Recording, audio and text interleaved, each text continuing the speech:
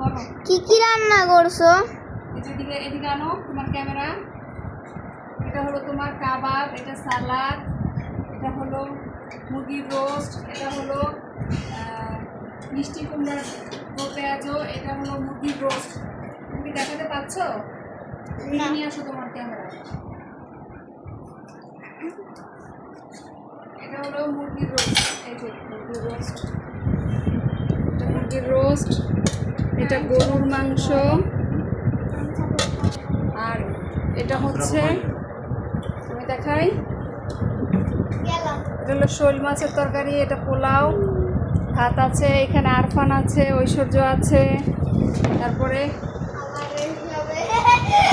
বাচ্চা রাখো টেবিলে। এই যে ভাত,